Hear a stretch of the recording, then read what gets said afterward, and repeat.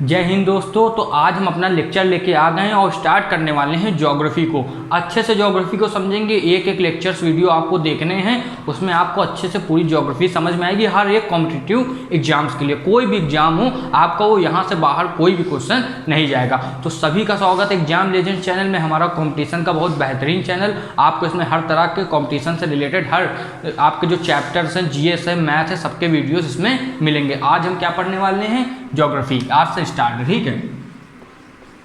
तो सबसे पहले आप डालोगे ज्योग्राफी हेडिंग। पहले इसको समझते हैं ज्योग्राफी है क्या। आप देखो ये दो ग्रीक वर्ड से मिलके बनी है, जियो और ग्राफी। जियो माने सिंपल सा अपना अर्थ होता है, और ये बताया किसने था? ये इरेक्टोनिस इसने बताया था, ठीक है। और इसका ग्राफिक मतलब होता है आपका सिंपल सा एक्सप्लेन करना, या फिर इसको आप कह सकते हो अर्थ, यानी कि हमारी पृथ्वी है, ठीक है। और इसमें इसको कहा एक्सप्लेन करना, या फिर इसको आप कहोगे ग्राफी माने वर्णन करना, ठीक है, वर्णन। ये सिंपल सी इन्होंने चीज़ बताई, ठीक है। अब देखो मेनली जो ज्योग्राफी है, जो भूगोल है, इसको स्टडी के लिए मेनली आपका समझ लो ये 1800 में ही इसकी स्टडी एक एज अ इसको सब्जेक्ट मान लिया गया, ठीक है, लेट 80s में।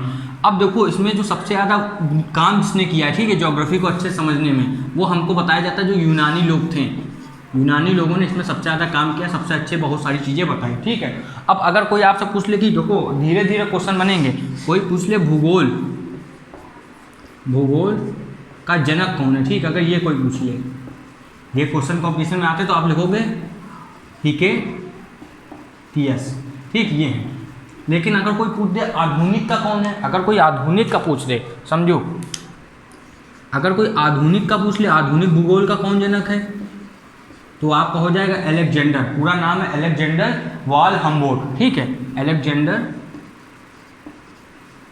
आपका अलेक्जेंडर आपका वाल हम्बोल्ट, ठीक है। और इसके बाद अगर कोई पूछ ले कि व्यवस्थित अगर जो मतलब एकदम अच्छे से लगाएगी, उसका कौन है व्यवस्थित भूगोल का जनक, तो वो आपका है इरेक्टोस्थनीज, ठीक है। ये है आपका, ये आपको इन सबके नाम याद रखने, ये 3 पूछे जाते हैं, ठीक है, बिल्कुल। अब बात है, चलो ये तो चीज़ हो गई, ठीक है, हमने थोड़ा ओवरव्यू अच्छे से आपको दिया। अब जो हमारा आज का मेन टॉपिक है, जो इसमें पढ़ना है, वो आपका क्या होगा? ब्रह्मांड। उसको अच्छे से हम लोग समझेंगे, बिल्कुल हेड टू टो, बिल्कुल अच्छे से, ठीक है। ये आपको इतना पूरा नोट करना है। अब आज का हमारा टॉपिक क्या रहेगा? सब लोग डाल लेंगे यूनिवर्स, ठीक है, या फिर ब्रह्मांड।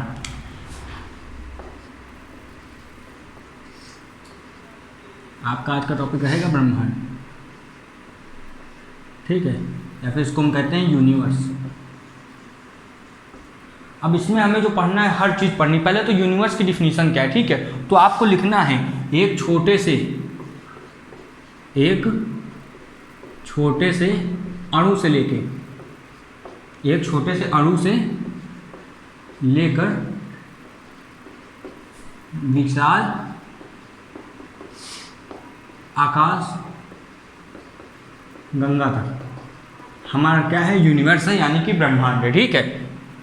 अब ये जो मतलब इसको अच्छे से कोई डिफिनीशन इसकी बतानी हो तो क्या है इसमें कि आपका जो पूरा जो अस्तित्व है, जितना अभी तक ये फैली हुई दुनिया है, वो पूरा आपका क्या है? वो पूरा आपका यूनिवर्स है, ठीक है। यूनिवर्स है यानी कि ब्रह्मांड है। ये जो पूरी फैली हुई दुनिया जितनी भी है, इसमें बहुत कुछ आता है, ठीक है, इसमें बहुत कुछ आता है। इसके लिए बहुत सारी डिफिनीशन भी आई कि मतलब कैसे यूनिवर्स बना, वो बहुत लोगों ने अपनी थ्योरी भी दी, ठीक है। जिसमें से सबसे पहली जो अच्छी थ्योरी है, वो आप सब लोग जानते होंगे, महाविस्फोट सिद्धांत। ये सब लोग जानते होंगे। इसको इंग्लिश में इसका एक नाम भी है बिग बैंग थ्योरी। अब देखो ये दिया किसने आपका? ये बिग बैंग थ्योरी इसको देने वाले थे एब जॉर्ज लेमेंटर। क्या नाम था इनका? इन्होंने दिया था, ठीक है। ये थ्योरी इन्होंने दी थी, आपको नाम याद रखना है, एब जॉर्ज लेमेंटर पूछा जा सकता है, ठीक है। और भी थ्योरी दी थी, जैसे आपका साम्यता का सिद्धांत दिया था, साम्यता, यानी कि इसको इंग्लिश में आप लिखोगे तो इसको कहते हैं स्टडी स्टेट का, ठीक है। इसका भी नाम दिया था, इसका जो दिया था उसका नाम है थॉमस गोल्ड ने दिया था, ठीक है, थॉमस गोल्ड, ठीक है, आपको इसने ये दिया था, इन्होंने सिद्धांत दिया था, ठीक है। और भी एक है थ्योरी जिसको कहते हैं हम लोग पल्सेटिंग थ्योरी। 2-3 थ्योरी और, एक पल्सेटिंग थ्योरी है और एक आपकी है सिंपल सी, एक का नाम है हाँ, जिसको स्फीति का सिद्धांत भी कहते हैं, यानी कि इन्फ्लेशनरी थ्योरी। ये सब थ्योरी आपकी दी गई है, ठीक है, इन्फ्लेशनरी थ्योरी दी गई है, ठीक है। अब इनके साथ एक कोई और भी थे जिनको हम लोग कहते हैं हर्मन बॉडी, और दोनों मिल के दी थी, हर्मन बॉडी ने ये मिल के दी थी, ठीक है, ये इन्होंने दिया। अब ये जो आपके सिद्धांत थे ये एलन ने दिया था, एलन ने, ठीक है, ये आपको नाम याद रखना है। दूसरा वाला जो था उसको किया था एलन, देखो दोनों के नाम सेम है, एलन रुथ, आपका इनका नाम क्या है, एलन रुथ, ये नाम हुआ, ठीक है। तो नाम हल्का फुल्का याद रखोगे तो फायदा ही रहेगा, कोई इसमें घाटा तो है नहीं, ये चीज़ पूरी समझ में आई होगी ना। अब ये ब्रह्मांड है, इसमें आपने इतनी थ्योरी देखी 4 लगभग ने, इसमें जो सबसे मानी गई थ्योरी उसको हम लोग कहते हैं बिग बैंग थ्योरी। कौन सी? Big bang. अब ये क्यों मानी गई है? ऐसे नहीं कि हवा में मान लिया कि सब लोग, ज़्यादातर जो साइंटिस्ट हैं वो हमारी यही वाली थ्योरी को मान्यता दिया है। अब ऐसा क्यों है समझो, इसने बहुत सारी चीज़ें, और हमने एक्सपेरिमेंट करके पता किया है। हमारे एक नासा के साइंटिस्ट हैं, ठीक है, ये क्वेश्चन आ सकते हैं, हम लोग अपनी तरफ से कुछ नहीं लिखा लें। उनका नाम था विल्किंसन, ठीक है, विल्किंसन, जिनकी अभी एक मतलब विल्किंसन नाम से एक ब्रेड भी तो आती है। तो विल्किंसन ने एक चीज़ बनाई थी जिसको हम लोग कहते हैं आपकी जो थी मतलब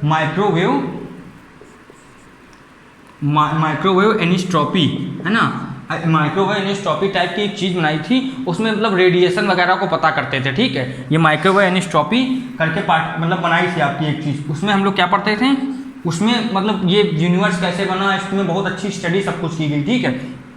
अब उसमें पता चला कि जो सबसे बड़ा सबूत है बिग बैंग थ्योरी का वो क्या है, बैकग्राउंड, लिखो बैकग्राउंड, इसका इंग्लिश में आपको लिखना है, बैकग्राउंड माइक्रोवेव रेडिएशन। ये मतलब बताती है, ये बहुत साल पुरानी है, और यहीं से पता चला कि जो आपका है यूनिवर्स की ये जो थ्योरी है ये लगभग सही है। भाई देखो 100% कुछ भी नहीं सही है, लेकिन बाकी थ्योरी के मुकाबले ये बिग बैंग थ्योरी सही है। अब ये बिग बैंग थ्योरी सही है तो बाकी सबको तो हटा के हम इसके बारे में कुछ जानेंगे तो है ही है। याद रखना किसने इनकी थ्योरी का, ये जो थ्योरी है किसने दी थी, तो एब जॉर्ज ने दी थी, ठीक है।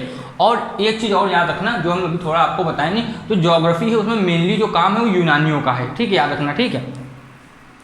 और हाँ, जो ज्योग्राफी है उसका नाम क्यों दिया गया, आपने सोचा होगा जनक जो है हिकेटियस है, क्यों? क्योंकि हिकेटियस जो थे ये बहुत पूछा जाता है। जस पिरोडिया इसमें इसका मतलब है ब्रह्मांड का, आपका किसका अर्थ का वर्णन। जस पिरोडिया उनकी जो बुक थी उसमें उन्होंने अच्छे से भूगोल के बारे में बताया, ठीक है, कि भूगोल में वनस्पति आते हैं, ब्रह्मांड आता है, ये आता है, वो सब कुछ उन्होंने बताया अच्छे से, ठीक है। तो इस हिसाब से उनको मतलब जनक बता दिया गया। बाकी जो अच्छे से व्यवस्थित किया तो व्यवस्थित भूगोल का जनक आपका इरेक्टोथेनीस को बोल दिया गया, और आपका जो वो था जो आपका आधुनिक है उसके लिए आपका अलेक्जेंडर वॉल हम्बोल्ट है, ठीक है।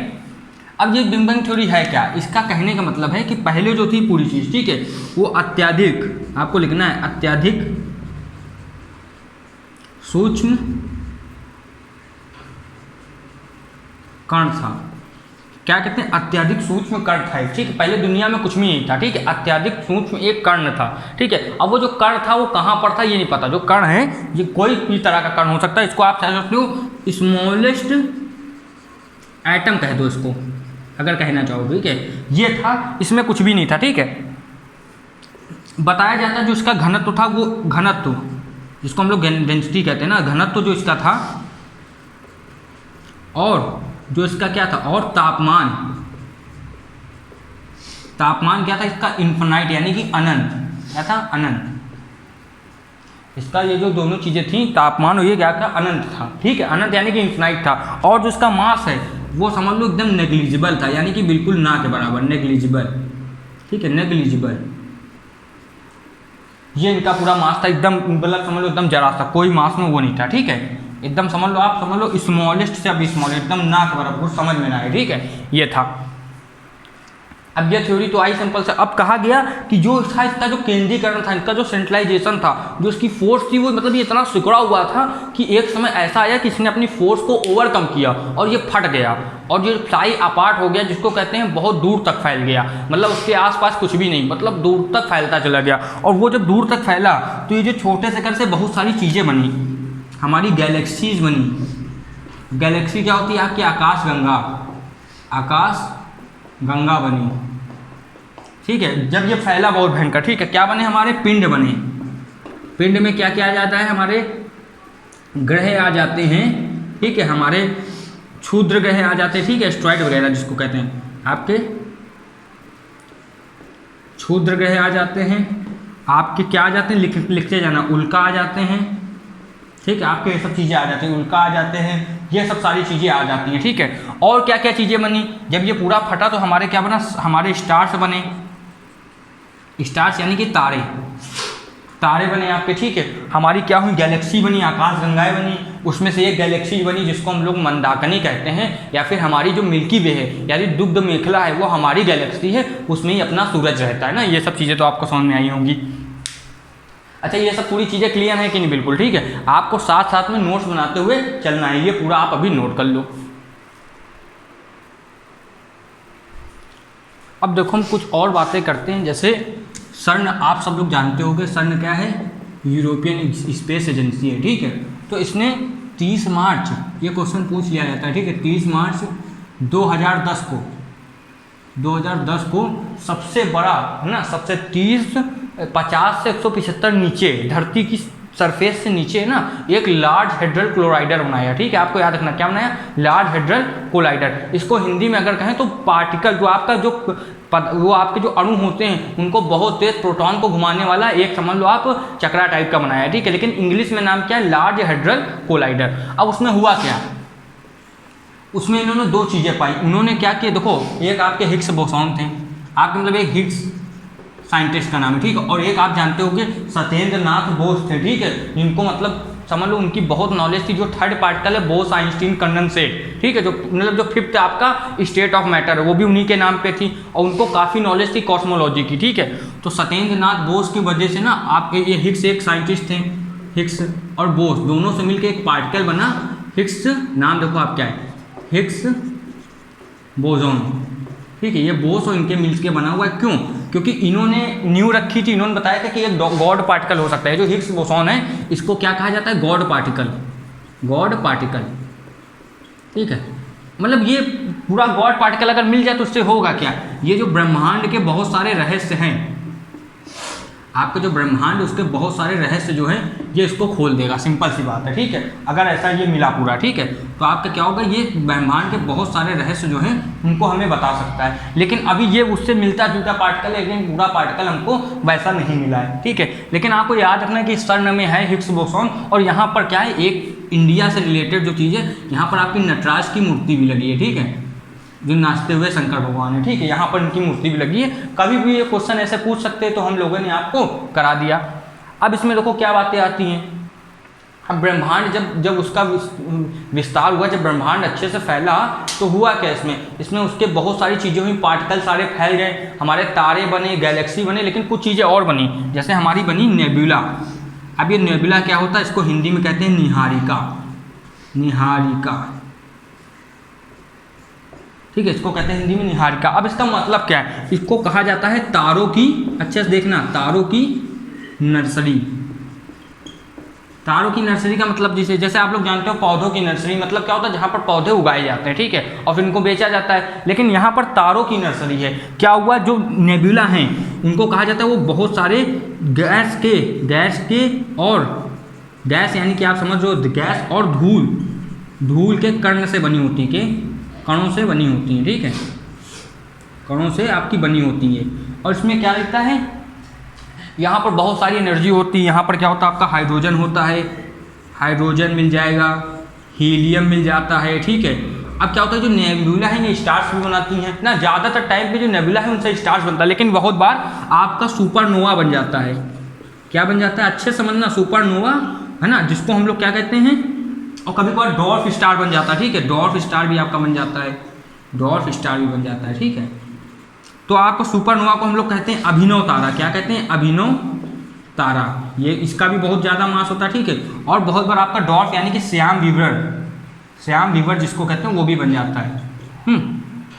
और बहुत बार क्या होता है, सुपरनोवा के विस्फोट मतलब ये जो है नेबुलाई से वगैरह बनता है, आपके बहुत बार न्यूट्रॉन स्टार भी बनते हैं, न्यूट्रॉन स्टार भी बनते हैं, न्यूट्रॉन स्टार। अब ये न्यूट्रॉन स्टार क्या चीज़ है? न्यूट्रॉन स्टार वो है जिसका घनत्व तो बहुत ज़्यादा होता है, एक ऐसा स्टार जिसमें क्या हुआ है समझो अच्छे से भाई, ज़्यादातर तो स्टार में हीलियम और हाइड्रोजन होते हैं, ठीक है, लेकिन जो न्यूट्रॉन स्टार इसमें क्या होता है, न्यूट्रॉन की मात्रा बहुत आती है। अब समझो न्यूट्रॉन जो है वो कभी आपस में अट्रैक्ट नहीं करते, ठीक है, कभी आपस में जो है वो उनके ऊपर कौन सी फोर्स, जो अट्रैक्शन की फोर्स होती है, जो मतलब क्या कहते हैं अट्रैक्शन की जो खींचने वाली फोर्स होती है वो उनमें नहीं होती। क्यों? क्योंकि न्यूट्रॉन एक न्यूट्रल पार्टिकल है जिसको हम लोग कहते हैं उसमें कोई भी नहीं है, ठीक है, स्थिर है बिल्कुल। लेकिन जब बहुत ज़्यादा प्रेशर होता है तो ये भी आपस में अट्रैक्ट होने लगते हैं। न्यूट्रॉन बताओ जो कभी नहीं होना चाहिए, वहाँ से आपका न्यूट्रॉन स्टार बनता है।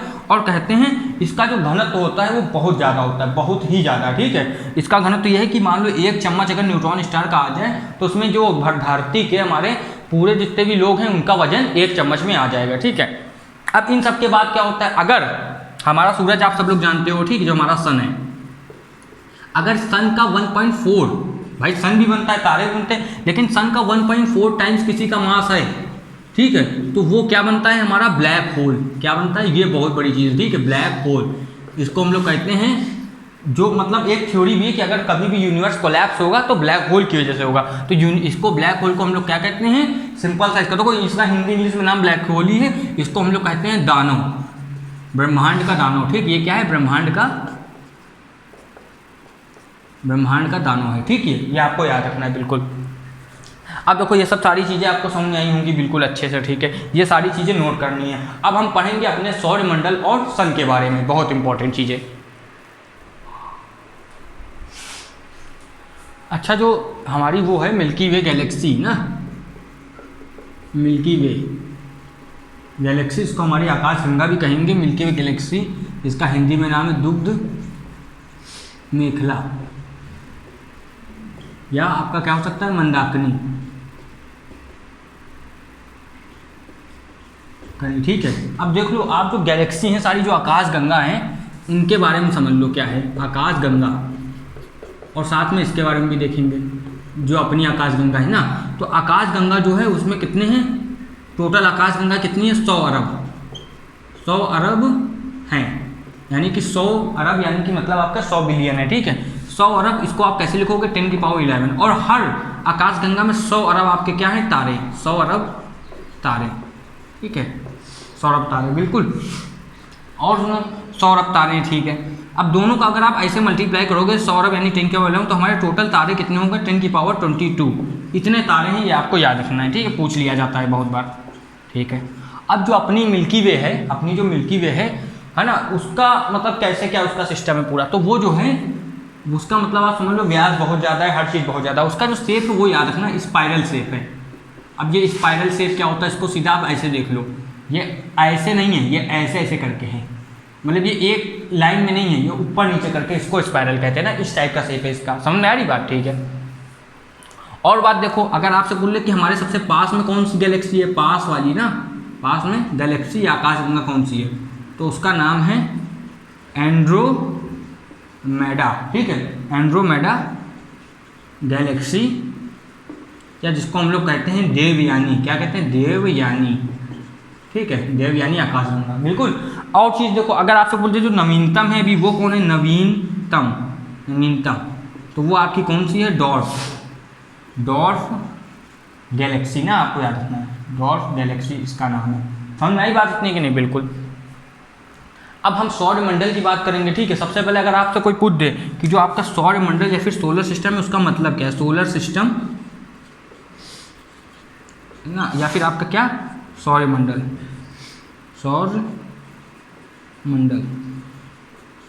सौरमंडल है ना, सौरमंडल का मतलब क्या है ये आपको बताना है। तो देखो सिंपल चीज़ है, जहाँ पर आप क्या हो, समूह होता है, किसका? समूह हो किसका? आपका ग्रहों का, ठीक है, क्षुद्र ग्रहों का, जिसको हम लोग एस्ट्रॉइड कहते हैं, क्षुद्र ग्रहों का, आपके उल्काओं का, धूमकेतुओं का, ठीक है, उसी को हम लोग क्या कहते हैं? सोलर सिस्टम पूरा कहते हैं, सौरमंडल कहते हैं। समझ में आ रही इतनी बात? बिल्कुल। अब जो हमारा सोलर सिस्टम है, हमारा जो सौरमंडल, उसका जो मुखिया है वो कौन है? पूछते हैं मुखिया कौन है? तो हमारा जो सोलर सिस्टम है उसका मुखिया है हमारा सूरज यानी कि सन, ठीक है, ये है। अब हम सन के बारे में हर चीज़ अच्छे से जानेंगे, जब तक आप ये पूरा नोट करो। अब हम जानेंगे अपने किसके, सूर्य के बारे में। सूर्य या फिर आप लिखोगे सन, ठीक है। अब इसमें सबसे पहली चीज़ जो है, ये तो है मुखिया या फिर इसको कहोगे ये प्रधान है। प्रधान है किसका, आपके सौर मंडल का, या फिर प्रधान है सोलर सिस्टम का, ठीक है। बात तो एक ही है। अब पहली बात जो है सबसे ज़्यादा, इसने देखो टोटल सोलर सिस्टम या सौर मंडल का कितना मास लिया हुआ है, देखो आप 99.9 जो है मास इसी का है, ठीक है। बाकी में बाकी सब ग्रह वगैरह, क्षुद्र, कुंभ, धूमकेतु, उल्काओं, पिंडा सब इसमें आते हैं, ठीक है। बाकी जो बचा है 0.1%, बिल्कुल ये परसेंटेज में है। अब दूसरी बात है, मान लीजिए हमारी मिल्की वे गैलेक्सी है, तो सूरज कहीं यहाँ पर है इसके केंद्र से, यानी कि कितनी दूर है, 30,000 प्रकाश वर्ष दूर है, प्रकाश वर्ष दूर है, आपको ये याद रखना, ठीक है। और ये जो परिक्रमा कितनी स्पीड से कर रहा है, 250 आपका कितना, 250 किलोमीटर पर सेकंड से आपका ये परिक्रमा कर रहा है, इतने ज़्यादा, ठीक है। और इसको लग जाते हैं 25 करोड़ साल तक, ठीक है। ये 30,000 प्रकाश वर्ष दूर है, उसको 25 करोड़ प्रकाश वर्ष आप समझ लो लग जाएंगे, ठीक। इतना टाइम लग जाता है, 25 करोड़ है ना, जिसको 250 मिलियन कहेंगे इंग्लिश में, 25 करोड़, इतना समय लग जाता है, ठीक है। अब देखो मान लीजिए हमारा सूरज है, तो इसमें कुछ चीज़ें बताई गई। ये किसके जो सेंटर का है, जो वो टेम्परेचर रहता है 1.5 × 10⁻⁷ डिग्री सेल्सियस। ये जो है टेम्परेचर, इसको हम लोग ये भी कहते हैं 1.5 करोड़ डिग्री सेल्सियस, या फिर इसको 15 मिलियन भी कहते हैं। और जो उसकी सरफेस का टेम्परेचर होता है वो होता है 6000 डिग्री सेल्सियस, ठीक है। और एक चीज़ समझो, इसमें कुछ लेयर होती है जो इसकी दीप्तिमान सतह होती है ना, जो इसकी दीप्तिमान सतह होती है, जो कहीं यहाँ पर ऐसे होती है, उसको कहते हैं हम लोग क्या, उसको हम लोग कहते हैं फोटोस्फीयर। क्या कहते हैं, फोटोस्फीयर,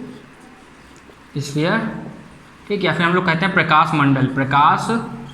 मंडल। अब ये जो है ये चीज़ तो होती है, इसके बाद जो होती है वो होती है हमारी क्रोमोस्फीयर। वो अब देखो फोटोस्फीयर में प्रकाश नहीं होता, क्यों, क्योंकि जो क्रोमोस्फीयर है वो उसको एब्जॉर्ब कर लेती है, जो प्रकाश आता है लाइट उसको एब्जॉर्ब कर लेती है, इसका नाम क्या आपका क्रोमोस्फीयर, ठीक है। इसके बाद जो लास्ट में आती है जिसको हम लोग कहते हैं कोरोना, ठीक है। ये वो वाला कोरोना नहीं, ये है इसकी स्फीयर जो सबसे लास्ट में होती है, ठीक है। यहाँ का तापमान जो होता है वो 6000 डिग्री सेल्सियस से भी ज़्यादा होता है, ठीक है, क्योंकि यहाँ पर सोखा नहीं जाता। ये ऐसा सूरज का पूरा वो है आपका ना, जो पूरा ब्यौरा है। अब ये सूरज के बारे में हमने लगभग ज़्यादातर चीज़ें जानी, ठीक है। अब जो हमारा सूरज है उसमें बहुत सारी चीज़ें हैं, जैसे मान लो हैंस बेथी थे आपके, एक हैंस बेथी, उन्होंने बताया कि जो आपका ये केंद्र है ना, या फिर जहाँ पर 10⁷ डिग्री लगभग टेम्परेचर है, वहाँ पर जो हमारे 4 हाइड्रोजन हैं, 4 हाइड्रोजन का जो न्यूक्लियस है, नाभिक है, जो हाइड्रोजन का नाभिक है, जो वो एक हीलियम में बदल रहा है, एक हीलियम में बदलता है। इसी की वजह से इसके अंदर होता क्या, संलयन होता है, यानी कि न्यूक्लियर फिजन,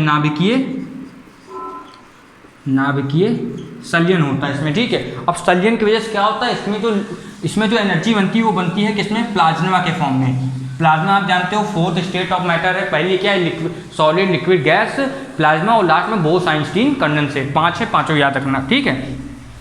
अब ये हीलियम में बदलता है, बिल्कुल। अब इसमें देखो क्या चीज़ें ये तो समझना है। और आपसे अगर कोई पूछ ले कि सन की एज कितनी है, सन की उम्र है आपकी 5 बिलियन ईयर्स, ठीक है, या फिर साल, 5 बिलियन साल, ठीक है। 5 बिलियन साल वो जी चुका है कितनी टोटल उम्र, 10 बिलियन, मतलब ये आधा ही और जीना है, ठीक है, 10 बिलियन है, ठीक है। अब जो है हमारे सन के पास कुछ पिंड हैं, उनके हम जानेंगे, ठीक है। उनके नाम आप यहाँ लिख लो, फिर उनके बारे में अच्छे से जानेंगे। पहला आपका सबसे क्या आता है, सर्प के सबसे पास आता है बुध, नाम लिखो बुध। फिर आपका क्या आता है, शुक्र, ठीक है, शुक्र आता है, बिल्कुल आपका शुक्र आएगा। फिर आपका कौन सा आता है, फिर आपका आएगा अर्थ, यानी कि पृथ्वी, लाइन से लिखना है, ठीक है। सबसे पहले बुध आएगा, फिर शुक्र आएगा, फिर पृथ्वी, फिर आपका आएगा मंगल, फिर आपका आएगा बृहस्पति, फिर आपका शनि आएगा, ठीक है, 1 2 3 ये आपके हो गए, ठीक है। फिर आपका क्या आएगा, अरुण आएगा, है ना, अरुण यानी कि आपका यूरेनस अरुण। फिर आपका आएगा वरुण, ठीक है। अब जो हमारा जरा यम था, यम को सब लोग जानते होंगे, अगर हिंदी में जानते तो इंग्लिश में प्लूटो जानते होंगे। तो जो प्लूटो है वो हमारा जो है अब बौना प्लैनेट है, बौना पिंड है, वो हमारे ग्रह में नहीं आता, क्योंकि 2006 में क्या हुआ था कि कुछ कैटेगरी रखी गई प्लैनेट्स के लिए, तो उसमें प्लूटो जो है वो 2 कैटेगरी में फिट नहीं बैठा, तीसरे में फिट था लेकिन 2 कैटेगरी में फिट नहीं बैठा, इसलिए प्लूटो को हमने हटा दिया। अब वो हमारा डॉर्फ प्लैनेट है, यानी कि बौना ग्रह है, बौना पिंड है। बाकी आपको याद रखना ये नंबर से है, ये बुध सबसे पास है, फिर शुक्र है, फिर पृथ्वी है, फिर मंगल है, फिर बृहस्पति, फिर शनि, अरुण, वरुण, ये हैं। आप कितना नोट करिए अच्छे से पहले।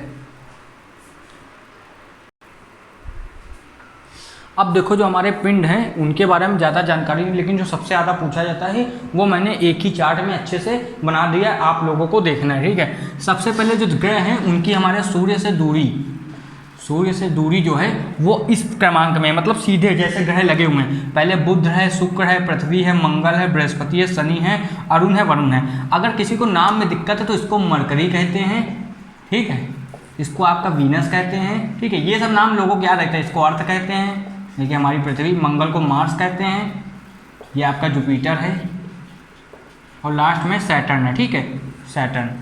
सैटर्न पर रिंग भी है, आप लोग पता होगा। सबसे ज़्यादा जो आपके सैटेलाइट्स हैं, नेचुरल सैटेलाइट जैसे अपनी मून है, तो ये आपके किसके, सैटर्न के पास हैं, ठीक है।